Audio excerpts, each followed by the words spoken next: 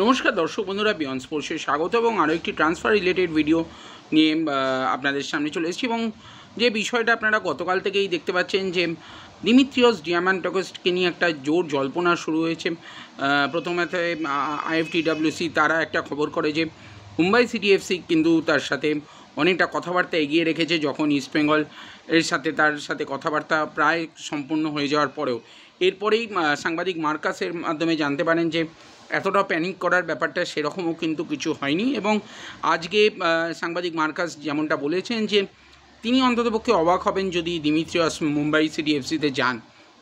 তো একটা জল্পনা তো চলছেই, এবং আমরাও বিভিন্ন সূত্র মারফত আজকে অন্ততপক্ষে যেটুকুনি কথা বলে জানতে পেরেছি যে দিমিত্রিয়স কিন্তু ইস্টবেঙ্গলে আসার ক্ষেত্রেই পা বাড়িয়ে রেখেছেন এবং শেষ পর্যন্ত কিন্তু ইস্টবেঙ্গলে আসবেন, এরকমই খবর।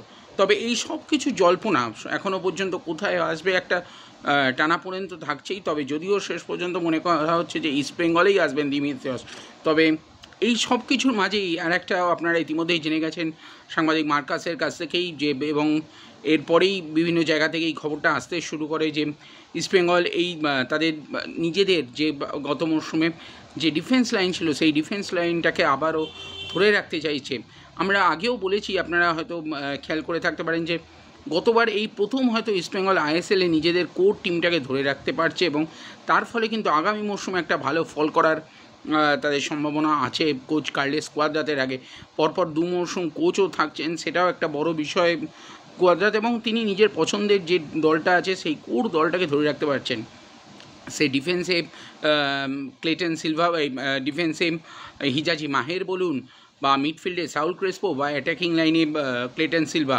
এছাড়াও ভারতীয় ব্রিগেডের মধ্যে কাকে কাকে ধরে রাখা হবে সেই নিয়েও একটা কথাবার্তা শুরু হয়েছিল। তবে আজকে যেটা জানা যাচ্ছে যে রাকিবকে রাইট ব্যাক রাকিবকে কিন্তু ইস্টবেঙ্গল গত মরশুমে নিয়েছিল, এবং তার সাথে কিন্তু আরও 1 বছরের জন্য চুক্তি বৃদ্ধি করতে চলেছে ইস্টবেঙ্গল, সেটাই কিন্তু খবর।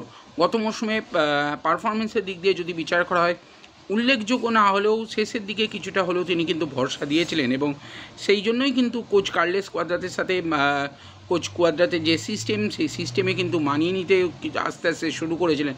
তো সেই জন্যই মনে করা হচ্ছে যে রাকিবকে কিন্তু আরও 1 মরশুম রেখে দেওয়ার সিদ্ধান্ত নিয়েছে।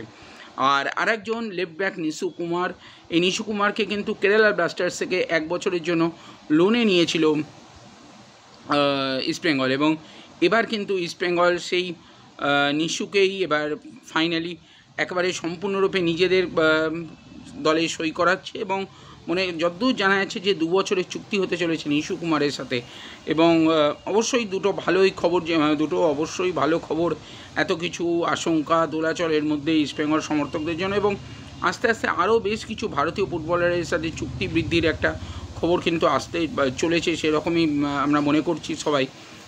তবে যেটা বড় বিষয়, যে যেমনটা বললাম কোর টিম ধরে রাখতে পারছে ইস্টবেঙ্গল, সেইটা কিন্তু সবচেয়ে বড় অ্যাডভান্টেজ হবে ইস্টবেঙ্গলের এই মরশুমে। গত যে কটা মরশুম গেছে আপনারা মনে করে দেখবেন যে কোনো মরশুমে কিন্তু ইস্টবেঙ্গল নিজেদের কোর টিমটাকে ধরে রাখতে পারেনি কোচিং সেট আপটাকে সেরকম পারফরমেন্স উল্লেখযোগ্য না হওয়ার জন্য। এবার কিন্তু প্রথম কিন্তু একটা প্রপার প্ল্যানিং নিয়ে দল গড়া হচ্ছে, এবং একটা সব কিছু একটা পজিটিভ ভাইব আছে।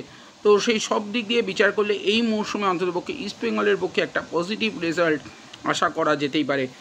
আর কি আপডেট উঠে আসে সেটার দিকে তো অবশ্যই নজর রাখবো আমরা। আর এই নিশু কুমার আর রাকিবের ডিলটা হয়ে গেলে আপনারা কতটা খুশি হবেন সেটাও মতামত অবশ্যই কমেন্ট করে জানাবেন। আর ভিডিওটা ভালো লাগলে লাইক, শেয়ার এবং সাবস্ক্রাইব করবেন। আজকের মতন টাটা।